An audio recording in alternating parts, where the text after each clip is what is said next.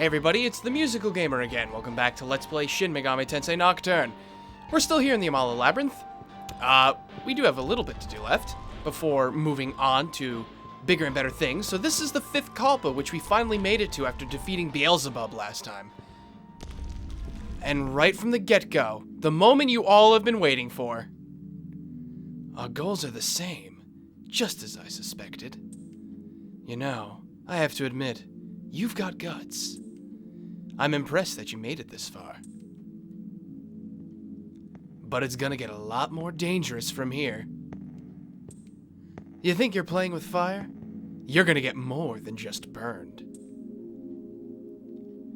That's why I want to offer my services to you. A demon hiring a demon slayer. It's the joke of the century, don't you think? So how about it? No, I don't think I need your help. Yeah, no, definitely I want your help. I want frickin' Dante on my team. Are you kidding me? Alright then. Let's talk business. I usually charge an outrageous amount of money. But in this case, I'll make an exception. Let's flip a coin. Heads or tails? If you win, just give me $1. Oh yeah, it's Maka here, isn't it? Give me 1 Maka then. But if you lose, you'll have to give me half of what you've got. Call it heads or tails.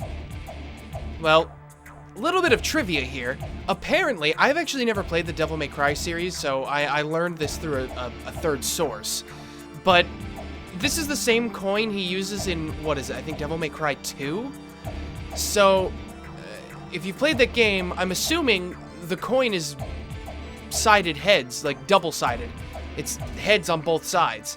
So, heads is always the correct answer for this question.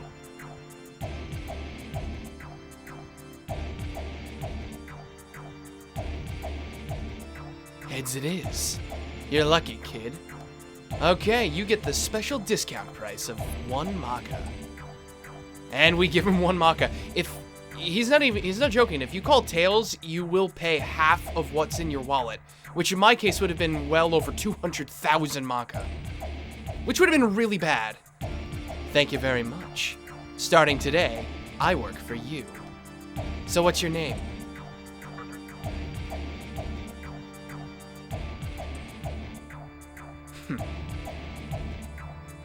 I see. Not a bad name. Okay, gamer. Shall we go pay a visit to the ruler of hell? His servants' heads will make nice souvenirs. The final battle between demons and the army of God. And this'll be interesting.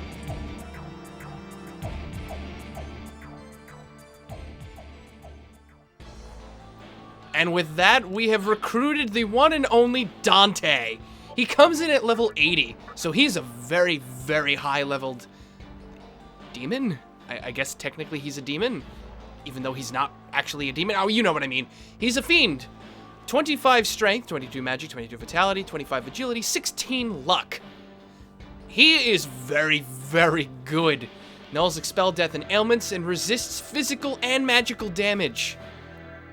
And quite honestly, he is going to be a very, very useful and staple member of the team. Your Lunger has Watchful.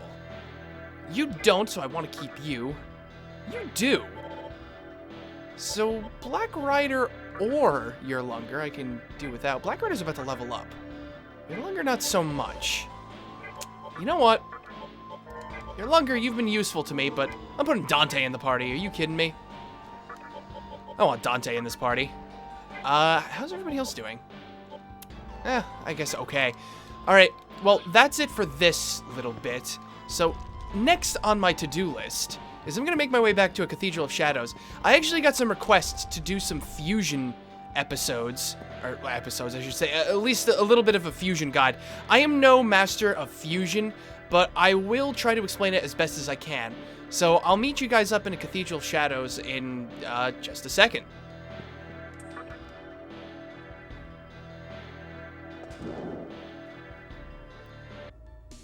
Alright, I'm back, and we're in a Cathedral of Shadows. I'm actually in the Asakusa Cathedral of Shadows. So, first things first, let's just register all of the demons I have in my party, so that they're all nice and updated in the compendium.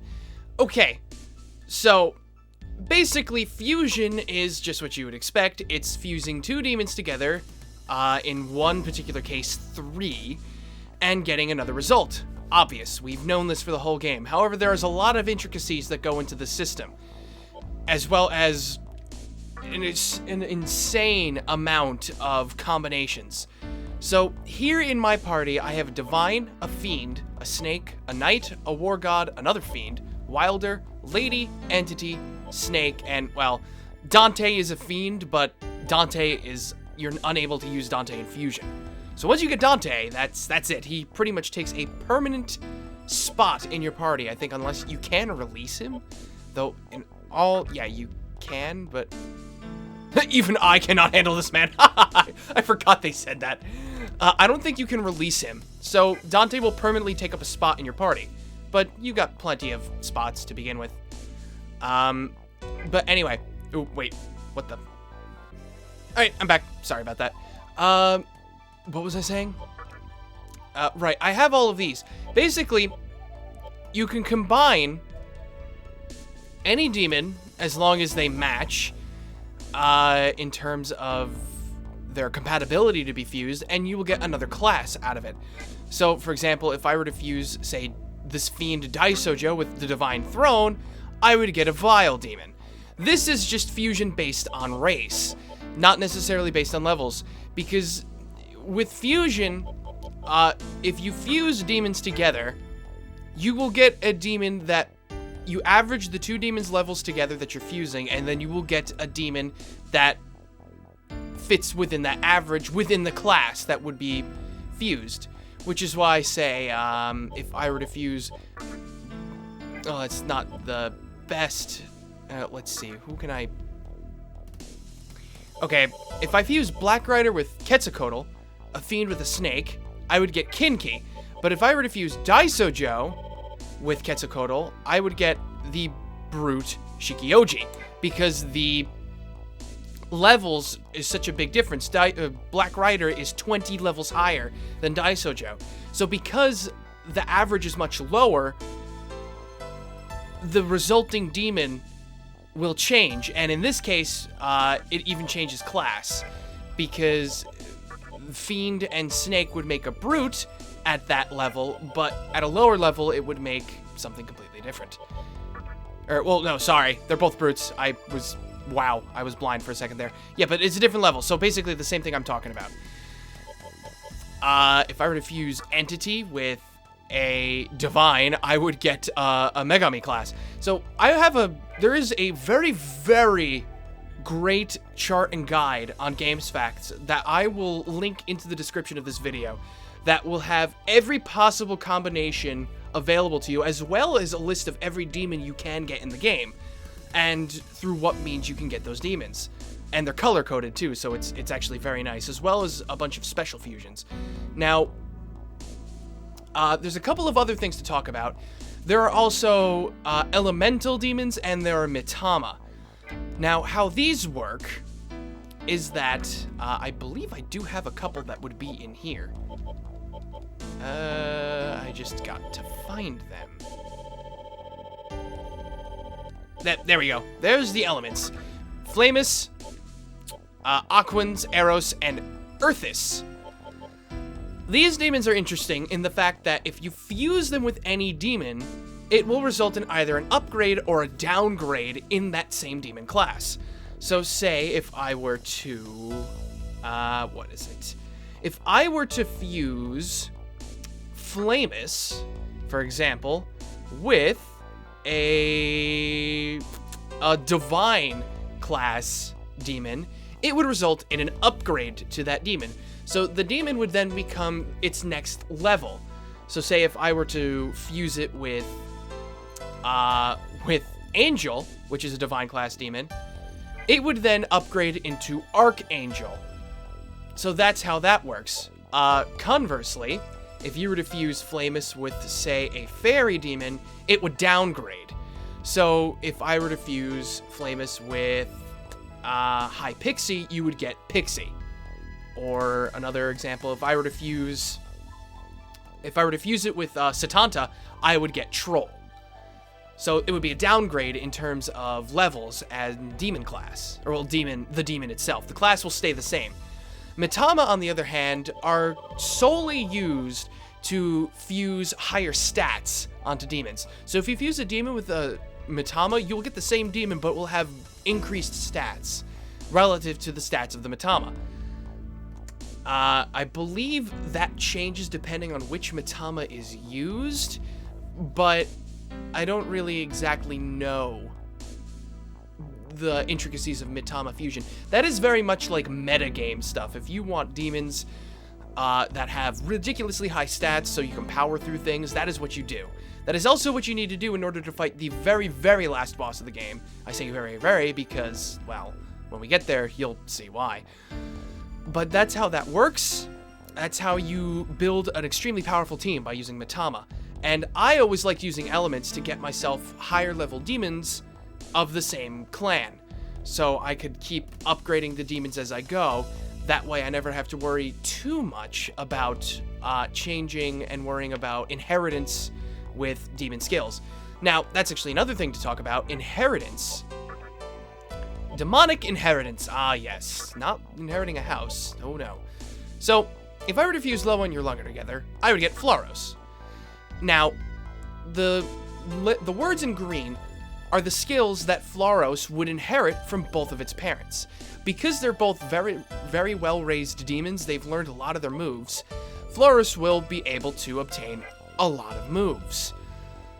This is not the case if you fuse a demon that you've just caught, or a demon that has not really been trained that much. However, how inheritance works is that it is random. Random abilities, well, to a point, I should say, because a demon cannot learn any abilities that it has no affinity towards. So, say, Floros isn't exactly the best choice. I'm gonna use Mothman. Sparna? No. Kingi? No. Okay, Rakshasa. Why not? Rakshasa repels death and is weak to electricity and expel. Odds are, I don't know this for sure, but odds are Rakshasa would not be able to learn any electric moves. It could probably learn electric nullifying moves, but not any moves like Zeodyne or Bolt Storm or things like that, because it's weak to electricity. So odds are it would not be able to learn those moves. This is not the case for all demons, but it's generally a good rule of thumb to follow. Now, who would I be using this? Parvati and Mothman. So, he would be getting a lot of moves from this particular fusion. But it is random every time. So say if I were to go back out into the main selection thing, I select Mothman and Parvati again, the moves he would have that he would, if he were to be fused at this moment, would change. This is a very annoying thing about fusion in Nocturne, as well as Persona 3 and the original Persona 4, because it's completely random. Atlas did the kinder thing, and they completely changed how that works in later installments, like in P3P, as well as Persona 4 Golden, and even Shin Megami Tensei 4, you have a skill card system where you can gain cards for skills, and you can teach them to certain demons. You also have the ability to even select moves in, I know, Persona 4 Golden, and I even think P3P, that you would want to be inherited onto the persona or demon of your choice. But what we're working with here is not very friendly. So that's how skill inheritance works. Now, I want to talk a little bit about special fusions and fiend fusions, because I guess fiend fusions still classify under special. There are a few fusions in the game that are very, very specific. Meaning that you need to fuse very specific demons together in order to get the required or the expected result. For example, in order to fuse, who should I use? How about this? In order to fuse the demon Shiva which Shiva is, if I remember correctly, is Shiva Vile? No, is Shiva... What is Shiva? Oh, Shiva is a Fury demon. So, but because Shiva's special, the class, and even the level really, doesn't matter so much of the demonic components. Shiva, by the way, is a level 95 demon, so that is a very, very endgame demon. Shiva can only be fused if you fuse together the demons Rangda and Barong. And do I have either of them? I think I have one of them. I think Barong is... or Rangda... I don't exactly know if I have either of them. Odds are I'm not even gonna be getting Shiva, but hell, I would love to see if I had the components for it. I don't think I do.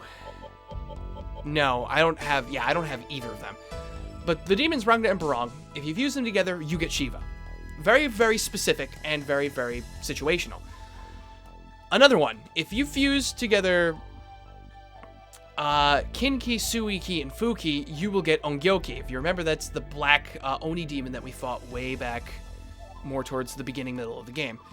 How do you fuse 3 demons together, though, you might ask? Well, here's the other form of fusion. We've got a new moon going on here. Well, forget it. I'm not going to bother getting it to full. When the Kagetsuchi is full, and you go to fuse demons, you will have the option to sacrifice demons in the fusion to increase their stats. That's generally all it's used for, is increasing the stats of the demon that you're trying to fuse for. But however, for special fusions, it can also fulfill other requirements. Like, for example, to get Ongyoki, fuse 2 of the 3 demons, Kinki, Suiki, or Fuki, together, and the remaining one use as a sacrifice, and you will get Ongyoki. If you want to fuse Amaterasu, fuse together Yatagarasu and Mikazuchi, and sacrifice Uzume, and you will get Amaterasu. It's very, very special fusions. This is also in the guide, so you don't need to worry about that. It's there for you to look at it if my explanation isn't enough. See, I'm not adept at this whole fusion thing. I just know what works and what works for me. So trying to explain it is something I've never really had to do before. Last but not least, the Deathstone fusions. In order to fuse the Fiends, how this works is it is dependent on the phase of the Kagetsuchi, as well as the demons you are fusing to get a specific race again. So how this works is that if you were to fuse 2 demons that result in a Yoma class, while the Kagetsuchi phase is either 1 of 8, 2 of 8, 3 of 8, or half, you will get Matador. For example, here we have, if I were to fuse together Throne and Yurlunger, or Throne and Red Rider, or Throne and Quetzalcoatl, I would get Red Rider. How that works is that fusing together a Divine and a Snake would result in a Fairy race demon. And the conditions are met that would result in a Fairy demon, and it's a new moon. So because it's a new moon, and that would result in a Fairy race demon, I would get Red Rider instead. And I'm half tempted to actually fuse him, but I think I'll pass. But that's how that would work. So to get Matador, you need to fuse 2 demons that result in a Yoma on the Kagetsuchi phase 1, 2, 3, or half. To get Daisojo, you need to fuse 2 demons that result in a Night Clan demon with the Kagetsuchi phase 5, 6, 7, or full. To get Hellbiker, another 2 demons that result in Fairy, as well, and the phase needs to be half, 5, 6, or 7. To get White Rider, Red Rider, Black Rider, or Pale Rider, the Kagetsuchi phase needs to be new. To get White Rider, you need to fuse to get a Yoma, Red Rider fuse to get a Fairy, Black Rider to fuse to get a Knight, and Pale Rider to get Pale Rider, you need to fuse to get a Tyrant demon. with a new Kagutsuchi. Then you would get Pale Rider. To get the Harlot, you need to fuse to get a Tyrant on the half Kagutsuchi. To get Trumpeter, you need to fuse to get a Tyrant on the full Kagutsuchi. So Dai Sojo and Trumpeter are the only two that you would need to, require it to be full in order to fuse. Well, Dai Sojo, you could also do it 5, 6, or 7, but full works as well. So that's basically how that works. I hope this explanation was satisfactory. I'm not really good at talking about fusion. Like I said, I just do it to a point, and I do what I know works and what works for me. So I will link you all to the table, because it is a very, very in-depth table, which covers every single possible combination, which is very helpful. So for those of you who are looking for endgame builds, as well as to tackle the true demon ending, this is for you. I hope I helped alleviate some questions about it. And next time on Let's Play Shin Megami Tensei Nocturne, with Dante in tow and our newfound knowledge, we'll go do something else. This is the Musical Gamer, signing off. See you guys next video.